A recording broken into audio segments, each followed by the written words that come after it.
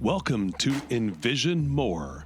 Here, we dig deep into the insights of first-generation wealth builders, unearthing stories of passion, resilience, and relentless vision. Your host is Wayne Wagner Jr., founder of Vizionary Wealth Management. So sit back and dig in. It's time to envision more. Hi, I'm Wayne Wagner, president of Vizionary Wealth Management. This is the Envision More podcast, where we're talking to wealth accelerating families. So these are families who are first generation wealth builders who are looking to accelerate values and wealth to second and third generations. They're our ideal clients. Today, this is a special day for me. So you're going to hear me say some things today that I won't say in most podcast episodes, but today I get to interview my daughter, my very favorite daughter, Cierra Joy Wagner. CJ, thank you so much for being with us today. Thank you so much for having me. So it's a pleasure to be able to interview a family member. Some of the journey on this podcast is enabling us to kind of mark moments and progress. It's unlike writing a book where you've kind of got to get all your best ideas from the last decade out into the book and you can't change it. In the podcast, we're going to do an episode every week. And so we can update stuff as we learn it. And I did say that CJ is my favorite daughter. You see, my wife and I had CJ, and then 3 years later came Bryce, and it was even teams. We didn't figure that we could that we were good enough at the game of life to play zone defense, and so we figured even Steven, one-on-one. She takes CJ, I take Bryce, or vice versa, and that was fair. So we called it quits after two. So CJ is our very favorite daughter. Bryce is our very favorite son. And then depending on whose laundry got left in the washer overnight, depends on, it gives us the answer on who's the favorite kid that day. So, but seriously, CJ, I know that for our listeners who are generally people who are, 40s, 50s, 60s, executives in pharmaceutical industry, folks who are building first generation wealth and looking for ways to accelerate that wealth. And we're looking to pour into our kids. I wanted to get you on here at this time, age 22, just out of college. You kind of graduated a year early. We'll talk about a little bit about that journey and that kind of thing. But tell us a little bit about your journey thus far. And we're going to get into the 4 M's, the mentors, milestones, meltdowns, and mindset shifts. Those are the 4 things we talk about here on the podcast. But tell us a little bit about you and your journey so far, CJ. I mean, my journey so far has been one that is unmatched compared to a lot of people. I've gone through college now in 3 years. I grew up in a family where our main priorities were God, family, and charity. What can we do? How can we build who we are and accelerate to help those around us and grow the kingdom further? So, yeah, CJ, thanks so much for sharing that. And I mean, Mom and I have tried to be really intentional. Unpack that a little bit for us, God, family, philanthropy, that kind of thing. How have you experienced that in the Wagner household? My biggest thing is how we revolve. We're always involved in the next ministry. We're involved in the next party, the next thing that's going to happen. So growing up, actually, since I was like 5th grade, we've been involved in the school, Salem County Christian Academy. I grew up through the school, elementary, middle school, high school. And so I got to see a lot of the back end things. I got to see, okay, what does it mean to market the school so that we can have a fundraiser, like Kids to Teens fundraiser? And what does it look like to create a thrift store and bring in these donations and resell it to fund the school?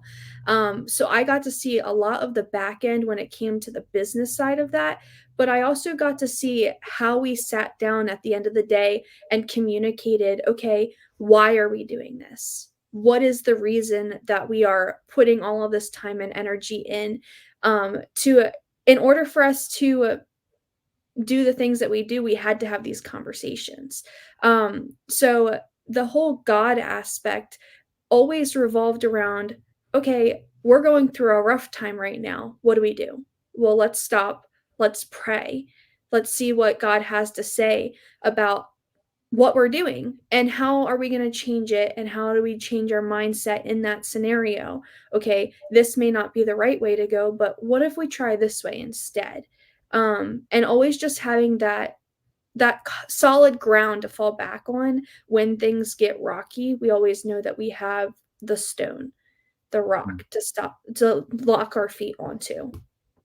Yeah, so I think in our family, faith has been is foundational to the conversations and the values that we talk about on a regular basis. But you're right; you're also pointing to that faith as a foundation for when decisions are being made in tough environments. So, and you referenced Kids to Teens Resales, which was a business we set up to help do children's clothing and equipment resales to help fund the school, and then we set up A to Z Thrift Store, which is a 25,000 square foot thrift store to also help fund the school. And we were eyeball deep in helping to run Salem County Christian Academy for 13 years. It was a long, some deep waters for all of our family, and great memories, great relationships came out of that. And probably the biggest challenges, the biggest trauma moments that we ever had.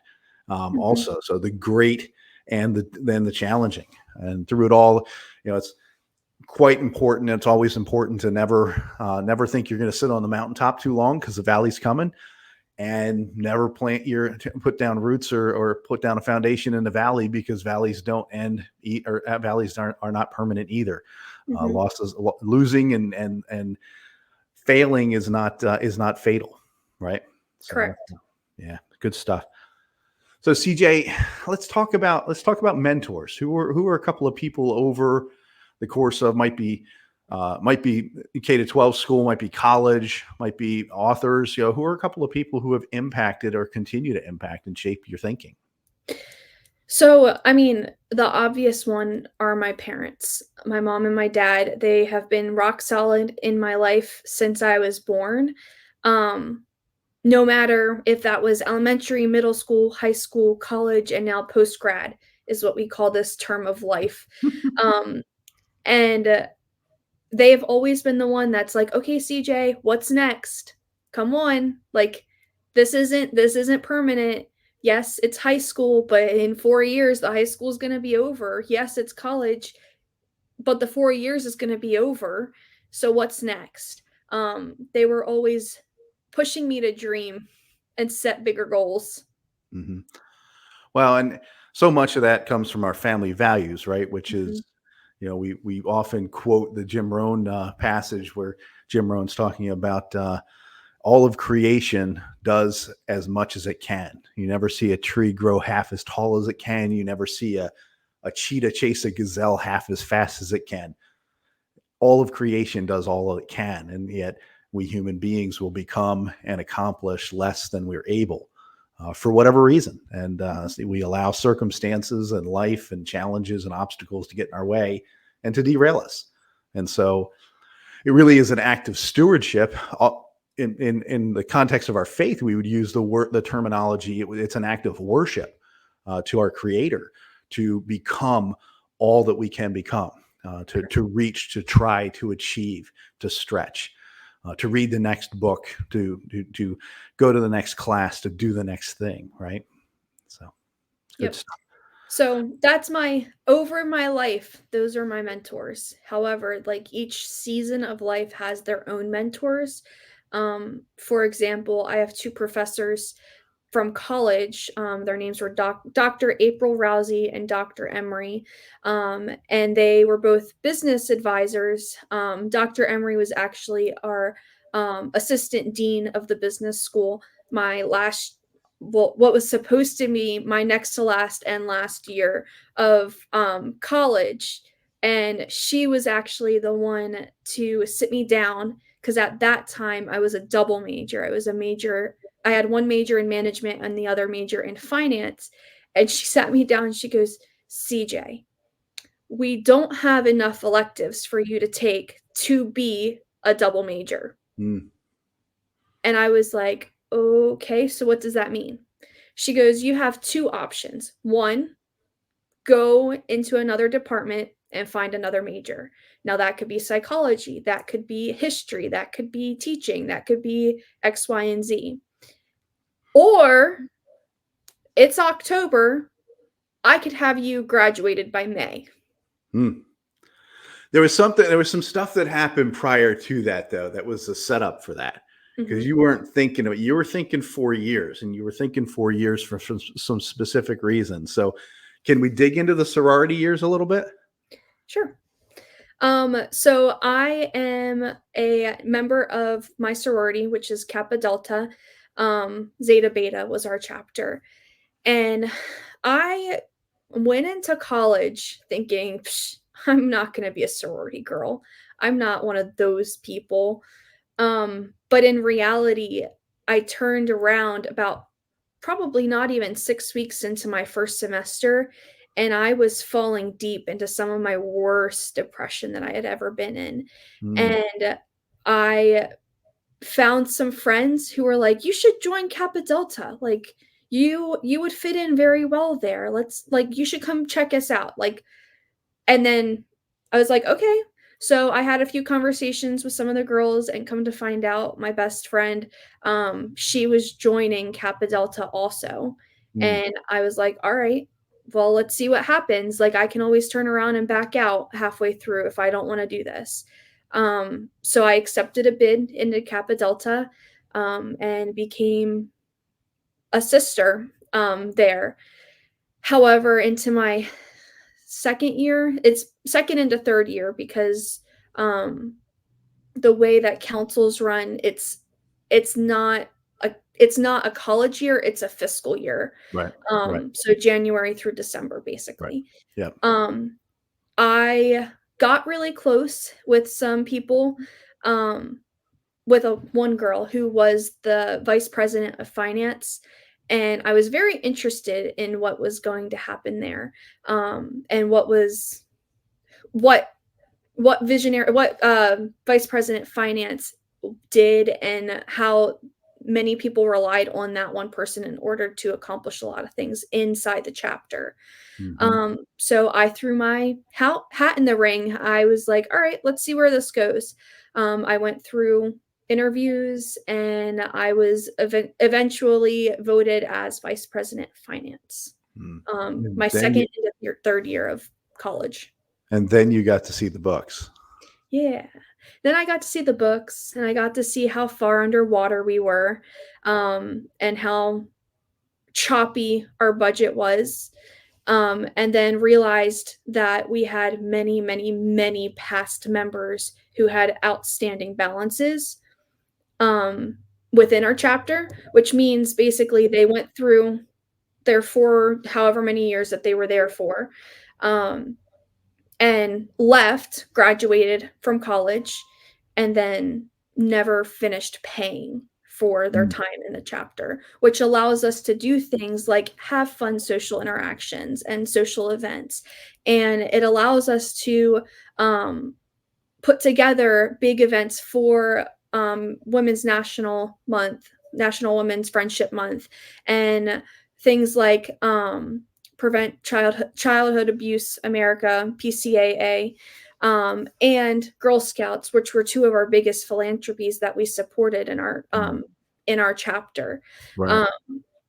So when I saw that there was a lot of girls who hadn't paid those dues, there was a significant number that was missing out of our budget, which didn't allow us to do things to our fullest extent.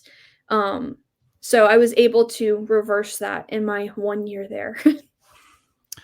Yeah, that was, I remember having some of those conversations, and to start chasing down people who are no longer affiliated with the chapter, but might have friends associated with the chapter, and maybe even in leadership, that was, I remember those are some of the hardest conversations we had about how do I go chase down former leaders who still owe the chapter money? And yet there's a policy and procedures. And that was one of the great things, was that there was some policies and procedures in place, kind of some rails for you to run on, but it took a lot of courage for you to really move that train. But you solved a 5-figure deficit in 1 year. right? Mhm. That was, I remember being so impressed with that. And then as you were hitting the kind of hitting some glass ceilings, as it were, with some of the conversations, I know that that's around the time that we started having the conversations about, hey, you in your beginning of your second year, you really wanted to stay 4 years because you really wanted to be a sister for 4 years. And then by the end of you were coming to the end of that, I guess it was October of your third year. And that's when the conversation was like, you know what? I really don't like, I'm making good business decisions for the chapter. I'm digging them out of a hole that was a few years accumulating, and I dug them out of it in 1 year. And yet now I'm the bad guy. And so, and I really don't need to put up with this. I don't need to stick around a fourth year if I don't have to. And by the way, I had this conversation with this professor, and I can be out of here in May. Mm-hmm. And so 4 years became 3. And I'm grateful that you didn't come back and negotiate, some kind of payback or refund for the fourth year of college that Mom and I didn't have to pay for. So it'll all pan out in the end, I'm sure. So, but I know that, so let's talk. First of all, any other mentors that come to mind? Anybody that's currently, authors, or anybody, your podcast leaders that you're currently listening to that are really impacting your thinking? I mean, Maxwell is a big one with some of his books. They have definitely shaped my mind. One book that has been top of mind this year is I think it's the 17 Laws of Leadership. And I don't remember who wrote that off the top of my head, but that book specifically encapsulates so many books that I have read over the years. Okay. And pushes thinking even a little bit further than some of the books. But it shows that no matter what you want to do, you can't do it without a team behind you. Like it's a marathon. It's not a sprint. Life is a marathon. Yeah. And that's so counter to so much of social media culture and that kind of thing. We see flash in the pan successes overnight, and then people are here today, gone tomorrow. And success is really built over a lifetime, right? And because it's success is that legacy that we'll leave, and the values that we leave behind are more important than the money that we leave behind. And but it takes a long time. It takes a long time to build and become a person of reputation, influence, and impact, right? Mm-hmm. So I know over time, you started to read more books, and Mom and I have tried to support that and encourage that, financially and otherwise. But are there a couple of books other than Maxwell? Are there a couple other authors or books that have really hit how you think and how you view the world at this stage? Lencioni, Maxwell. Yeah. Those are two major names that help, that are very, very informational on that side. I already kind of spoke a little bit on my first semester in college and how I kind of fell into a deep depression that semester. One book that I read probably about a year ago now is Soundtracks by John Acuff. Okay. So Soundtracks by John Acuff, which is an amazing book for somebody who has anxiety, who has depression, and suffers with both of them on the regular, especially revolving around what your self-talk is. Yeah. So basically, the whole storyline behind Soundtracks is, what can you do to help yourself get further along in life and push through those boundaries of what anxiety limits you to and what depression limits you to. Right. Basically saying that what you have going on in your head, like, I'm not good enough, I am good enough. Those are soundtracks in your head that you may not realize are playing in the background, but they fully are. Yeah. So in order for us to push further and to get further in life, we have to rewire ourselves to say, instead of I'm not good enough, I'm not going to accomplish this, to saying I am good enough, I'm gonna accomplish this, and I'm gonna do what I want to do and get where I want to get. That's so good, because I think that our self-talk really can be polarizing, almost like political speech, right? So it's either I'm not good enough, I don't deserve, I haven't earned, and then on the other side, we can have seasons where, of course I deserve, of course I haven't just worked for this, I deserve this. And so there can almost be a presumption. That's where we kind of get the Karen imagery in our heads about somebody who's privileged, or or presuming too much in a situation. Mm-hmm. So, but I think our self talk can take two different polarized ends to the conversation. Most frequently, though, I think the self talk is that we need to overcome is the negative stuff, right? Because we just we come at things. Mom and I didn't come from money. And so, well, we don't deserve to have money. We don't deserve to earn what we do. We don't, and so there can be all these other emotions and guilt that can come, or shame that builds up, that the soundtracks, what we're saying to ourselves in individual moments in time. I know that, for me, on my own personal journey, I got really, really heavy. I got up to 325 pounds. And so much of my, self-talk was, this is who I am. I'm the fat guy. And so now that I'm on a journey on the way back down that slope and moving in the right direction, I find myself talking to myself differently when it comes to food, when it comes to intake calories and that kind of stuff. So that's good. Good stuff. Have there been milestones? I mean, obviously there's some celebrations. We celebrate, graduating high school, graduating college, getting engaged this past August to a guy, Jacob, you've known, much of your schooling life, right? You guys kind of grew up. He was a year ahead of you in school all the way through, right? Mm-hmm. Yep. We knew each other. So he came to the school in 5th grade. His mom was our lunch lady ever since I can remember. Like, I remember 2nd grade and his mom being our lunch lady. And I would remember him, like, these 2 little boys running around the kitchen every once in a while because they were going to the public school in town and they had off that day and the private school was still going. And so I was like, who are these 2 little kids? Like, they're just kind of running around the kitchen. Is that safe? And for those who don't know, Jacob Jardam, CJ's fiance, has a twin brother, Justin. And so Jacob and Justin would be running around Salem County Christian Academy periodically. Yeah. So that's good stuff. Yep. So, but at some point that developed into something else. And, Jacob still tells the story that when he was in high school, he was really afraid of me because, he worked for me, during the summertime, doing odd jobs and stuff. And he was going to the school where I was chairman of the board, and he was dating my daughter.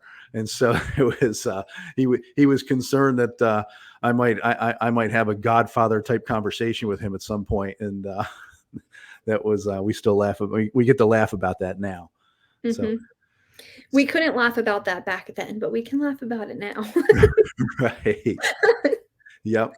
So have there been some milestones in your own journey in terms of, where you kind of got to a spot and you're like, okay, this is a new normal. And it's early, right? You kind of came out of school and went right into real estate, and you're now making a transition, and that we don't know if it's a permanent transition or not, but coming on board with us at Vizionary Wealth Management. And, talk to me about some milestones. I mean, I think the biggest milestone is right after college. You turn around and you're like, huh, like this is what everyone talks about. Like, the schooling is not forever. You're not always going to be in school unless you're going for your 16th doctorate down the road. But this is life. Like, life is different, and you can't there's no way to explain life to a 5-year-old. Like, right. Oh, you just wait, 5-year-old. Like, this is gonna be a wild roller coaster, and you're not prepared for it. Well, the goals get different too, right? A great day for a 5-year-old might be going to McDonald's. A great day today is far more expensive. Right. Yep. Yeah. I mean, I think that And as I'm saying that to the young lady who CJ and my wife May have figured out how to make Disney World a day trip from Philadelphia, from the Philadelphia airport. So for anybody watching that, if you need some feedback and input on how to make Disney World in Florida a day trip out of Philadelphia, reach or out somebody to to go with. I'm willing to volunteer to go. There you go. Good stuff. So, I mean, definitely just life in general, being out of college, this is a milestone. Mhm. You call it a celebration, but that's a milestone for somebody who only knew what life was inside of a classroom, basically. Yeah. Yeah. So, I mean, because you started at K3, so you would have had 18 straight years of school, right? And then suddenly you wake up. So K3, K4, kindergarten, first through 12th, and then 3 years of college. So 18 straight years of school. And then suddenly it's, okay. Now No, what? no classes tomorrow, no expectations, and go figure out life. Yep. So. Yep. How have, so we kind of mark time as a family. We usually take a trip in January each year and do goal setting. How have you seen that evolve for you over the last few years as you've matured and as you've got out of college? How has that changed how you think and approach each year? So I want to say that probably our first time doing like a week getaway of goal planning was probably my senior year of high school. Okay. From what I can remember. Now there might have been one or two off, like here's what we're going to talk about tonight, but I don't remember it ever being like, hey, we're going away for a weekend and here is our topic of conversation. Right. So here is our time to set aside and plan out what our goals are going to be for the next year, for the next 6 months, for the next year, for the next 3 years, 5 years, 10 years. Right. And it's kind of funny to see how those goals switch from year to year. So in high school, my whole goal was survive college. Next year, just want to survive it. 4 years, just need to survive it. Yep. And at that point, I was a nursing major. So the goals have changed drastically from Right. senior in high school to now. Yeah. In that sense. Yeah. So in what sense? Dig into that a little bit. So in high school, I sat down and wanted to plan some goals out, like, okay, well, in order for me to go into nursing and then live a life that I want to live and also support myself in this scenario, what does that look like? Okay, well, I need 4 years of nursing school, one, and then I need another 6 years of medical school in order to become a nurse practitioner. Yep. Nurse practitioner. Yep. And that's where my goal was, because nurse practitioners are set up above most nurses but they're not on the doctorate level. Right. So they're somewhere in between those two things. I didn't want to go all 12 years to doctorate school. Right. But I didn't want to just stop at the nurse level. To now, I'm graduated from college. After my first semester in college, I switched to business management with a minor. Well, it was a minor in finance, and then switched to double major, and then back to a minor in finance. Right. Within the year and a half of business school. Right. That's changed even in between my second and third year. My second year of college, I was in business, and we went away on a family vacation in I think it was July, for my grandparents' 50th anniversary. So it was the whole family, my dad's whole side. And Dad was kind of sitting there talking about, like, okay, over the next 10 to 20 to 30 years, I want to be spending X amount in real estate. Mm-hmm. And I was like, okay. So a couple of days go by while we're on vacation, and I come back to Dad. I can still remember, we're sitting in a pool. And I said, hey, Dad, what does it look like that now that you want to go after so much real estate, what does it look like for me to go get my real estate license and represent you on the buyer or the seller side of the transaction? Right. And then how can we control that cash flow? Because you're going to have to pay money to go buy a house, but then there's a percentage that's kicked out to the seller's agent and to the buyer's agent. Yep. Well, who are you going to use as your buyer's agent? Right. Can it be me? Yep. Yeah, I remember that conversation too, and it was a proud dad moment for sure. There's been a lot of those over the last 22 years, CJ. But I remember having those conversations with our family to say, hey, listen, because we have one business that does real estate, another business that does equipment financing, and we were looking at the real estate side, saying, hey, this is something we probably need to start doing, and but the reason these businesses exist is to help with taking the edge off tax liability from other businesses that generate the cash flow. Some businesses generate cash flow, others generate deductions, and so we were looking at shifting how we were approaching some of those other businesses within the context of our family wealth journey, and to have you come in and say, well, look, you're going to need an agent on that side. Somebody that can sign the paperwork and do the deals and put things together. What if I go get my real estate license and start representing us in those transactions? And that was that was a neat entrepreneurial moment for you to think about. Hey, let's talk about how we control that other stream of income. So that money is going to go out the door to somebody. Mm-hmm. Why don't we, if I get my license, we can kind of keep it in the family and keep it in house, as it were. So, which I thought was fantastic. So that's, that reality still exists. Your mom's now gone and gotten her real estate license. She's a real estate professional as of 2022.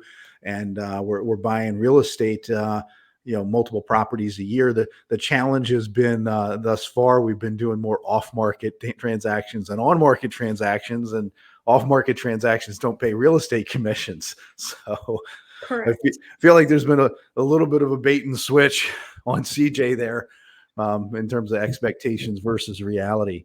So CJ, talk to me for a minute about, first of all, before we finish up, any other milestones, any other moments where you think, you just kind of exhaled and said, okay, this is a new normal. This is a new level. Can you think of any? Well, I have lots for me. I'm just asking about you. I mean, for me, I think that's probably the biggest one. Yeah. Well, I think that you and Jacob dated in high school, mm-hmm. and then, and he'll always tell the story for the rest of your lives together that you broke his heart the day you got your driver's license. And so I will tell that story. I will just mention that story here. It's his story to hold over your head forever. And then a couple of years later, it was his second year in college that you kind of, Mom started noticing that the same phone number was showing up. She just happened to look at the call log on the monthly phone bill and said, I recognize that phone number. Good Lord, there's a lot of hours being spent on the phone. And she with someone we know. And you hadn't mentioned it to us, but soon thereafter, you kind of came back to us and said, hey, don't be surprised if Jacob's hanging out, when I get home this break.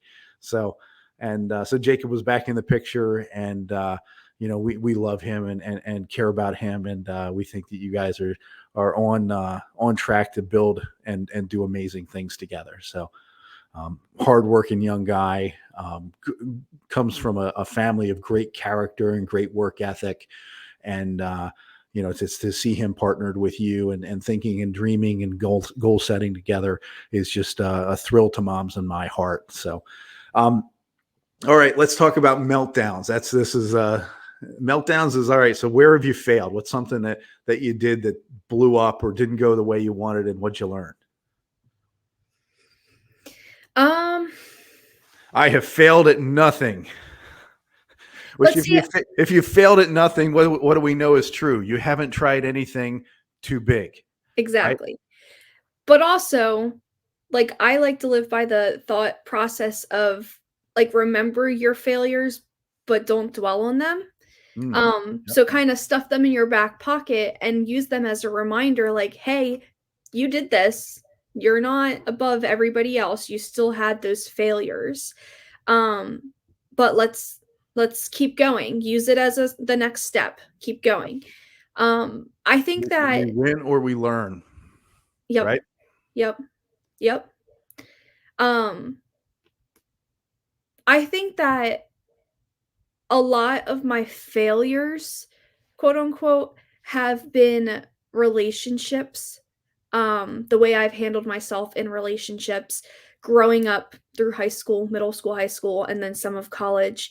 And then turning around and being like, I shouldn't have done that. I probably should have handled this way.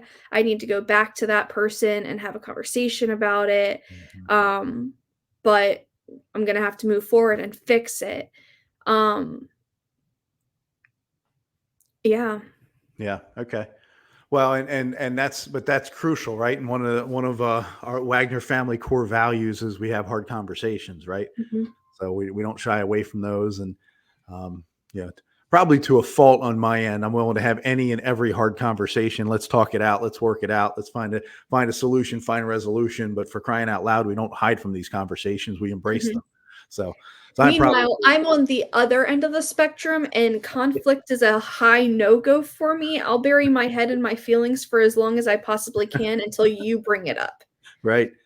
No, that's a good call, and different personality types and that kind of thing. So you've got more peacemaker in you than I do in me. Correct. Yeah, I would agree with that. And look, depending on the person on the other side, because I've had just as many failures on the relationship side where, somebody doesn't want to have the conversation, and I'm trying to drag them out into the street and have the conversation. And it's like, I'm just doing more damage to the relationship over time. This person wouldn't have anything bad to say about me until I forced a hard conversation. Now they'll never forgive me. So it's, it's those meltdown milestones are tough where, you're like, I could have handled that differently. Oh man, if I'd have been more sensitive to what that person needed from me, how I needed to show up, right? We talk a lot about how we show up and how we perceived, how we're read in a situation. And, that's, I'm someone who fails regularly at being self-aware enough to recognize how I'm showing up. So good stuff. So talk to me, CJ, about some mindset shifts. So like, what's your mindset today? What gets you going? What are some, and I want to kind of go big here, and then we'll get granular and start talking about, so what are some of your goals and that kind of thing. But from a mindset perspective, how do you want to show up, and how do you want to be known over the course of the next 1, 3, 5 years? Probably the biggest way that I want to be known is as humble. I want to be known as the person that's like, okay, I'm going to be there and I want to help wherever I possibly can, and lay myself out on the ground. Like, here you go. Here's who I am. Here's what I am. Here's what I stand for. And then helpful. So humble and helpful are two of my biggest things. That I thrive off of personally, is being known as being helpful, almost to a fault, in all honesty, because I will say yes to everything where I probably should not. Yep. And that's why 2024 is about boundaries and efficiency. There you go. But those are probably the two biggest ways that I want to be known Okay. in a character way. Right. Yeah, and just don't brag about how humble you are, and that's a good start, right? So, Correct. Correct. so I mean, it's nice to have a, "Hey, thanks, CJ," but I don't need a, "Oh my gosh, CJ, thank you so much. Here's 1,800 words of thankfulness." simple thank you is good enough. Yep. Yep. No, that's good. Well, but to be honest and transparent, you have always shown up.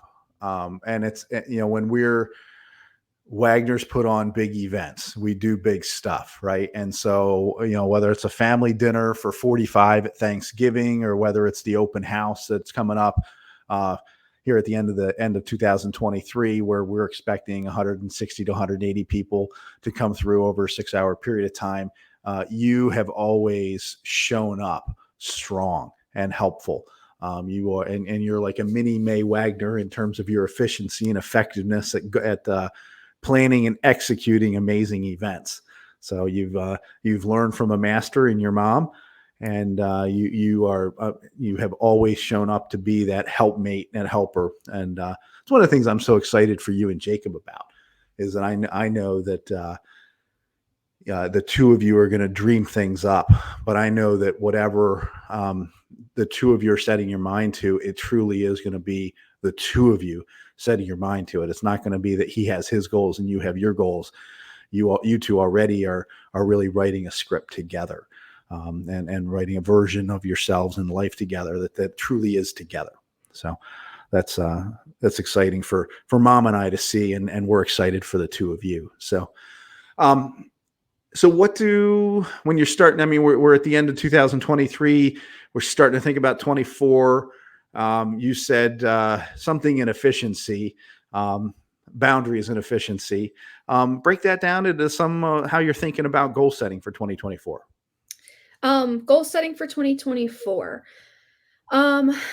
So as of right now, Dad's already kind of touched a little bit about how I'm kind of stepping back into the visionary office, which has created a sense of stability for me in a way. When it comes to real estate, every day is very, very hit or miss. You could have 10 appointments or you could have no appointments, but you don't really know until the day before.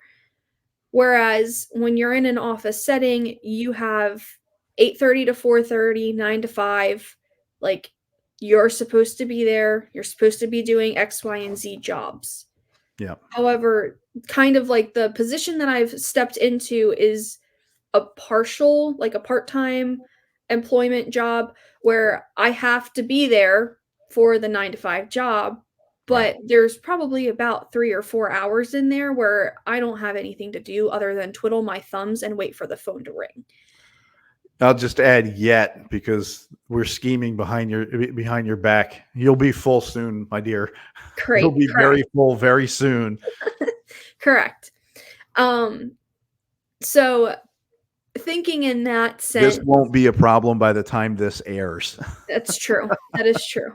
But thinking in that sense and thinking as goals happen, so next year, my biggest goal is to complete my Series 65, which for those of you who don't know what that is a licensing exam for a financial advisor.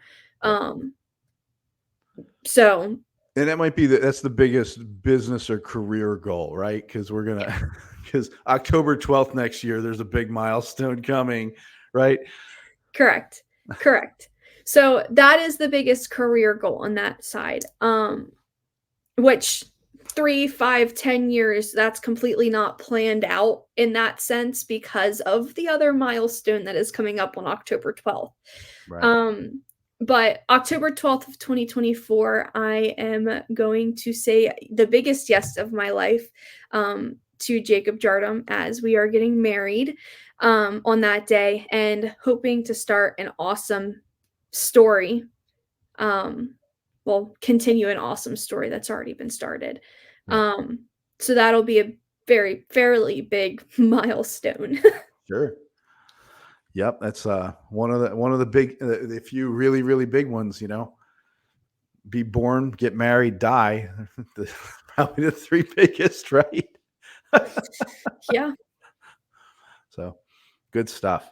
So CJ, what other goals would you have over the next year or two? How are you going to mark progress? What does a successful next 3-year journey for you and Jacob look like? Successful for Jacob and I in the next 3 years. Well, we're hoping to have a place to live, whether that's buying it inside of an LLC or buying it straight out for ourselves. Some kind of home in an area close to Jersey and Delaware. And then, so that'll be a next year goal. Getting married in October is another goal. Jacob and I have started scheming a lot about what his career looks like, especially over the next 3 to 5 years. Okay. And Dad's been in a lot of this conversation too, talking about, okay, what does it look like? He's working at a local refrigerator company that has refrigerator trailers located at hospitals, grocery stores, clinics, you name it. There's probably, if they need a refrigeration, it's probably there. But I just thought of something though. He wasn't there during COVID. That would have been an interesting conversation to get. Hey, the refrigerated trailer out back of the hospital has gone down. Jacob, the bodies are starting to melt. I mean, if you think about it, like these refrigerator trailers, when 9/11 happened back in 2001, their trailers were on site because of of reasons. Yeah. Wow. Yep. Okay. Because you pull people out of rubbish, it's not always a full person, sadly. Yeah. And so you have to collect the remains and figure out what part belongs to who. Yeah. The coarse language, I think, is put them on ice. Yep. No, that's good. Good stuff. So you guys are dreaming and scheming about his career, and we're exploring new horizons with Visionary Wealth Management, and we're excited to have you. I think you're a fantastic addition to the team. I mentioned this to our clients when we brought you on, but we practice reverse nepotism at Visionary Wealth Management. If your last name is Wagner, the bar is 3 times higher than it is for anybody else. That is correct. Yeah, that is 136% correct. High expectations of your ability to step in and have an impact. So that's why I know you're not going to have too much time. You're not going to have hours of your day that aren't filled, because if nobody else fills them, I'm going to fill them. So we're excited about that. So, well, CJ, final thought here. We always want to leave our listeners on the Envision More podcast with a thought from our guest. What's one area from your journey thus far? What's one area idea that you would leave us with on the topic of envisioning more? My biggest idea of how to envision more would be to stay positive. It's so easy to fall underneath of the waves and sink. But if you keep your eyes on the prize and stay positive, the glass is always half full. Now, remember those negatives and be aware of those negatives and those fails, but stay positive, because you won't get anywhere without your self-talk. That's great. That's good stuff. Thank you very much, CJ. Here at the Envision More podcast, we are talking to first-generation wealth building families who are interested in accelerating not just the wealth, but the values. And so we bring on guests to talk. And today I've had the great pleasure of talking with my daughter, my very favorite daughter, CJ Wagner, and talking a little bit about her journey thus far and how she's envisioning more as she thinks about life and starts thinking about legacy and family and marriage and so on and so forth. Thank you so much for joining us here at Envision More. We're looking forward to another episode next week. Take care. Thank you for listening to the Envision More podcast with Wayne Wagner Jr. of Visionary Wealth Management. We hope you were encouraged and inspired by the conversation today. If you want to dig deeper into the show notes or Wayne's work at Visionary, you can find us at envisionmore.com. That's Envision with a Z. Advisory services are provided through Wealth Plan Investment Management. Wealth Plan Investment Management and Visionary Wealth Management are separate entities. The content is developed from sources believed to be providing accurate information. The information in this material is not intended as tax or legal advice. Please consult legal or tax professionals for specific information regarding your individual situation. The opinions and material provided are for general information and should not be considered a solicitation for the purchase or sale of any security. Thanks for listening.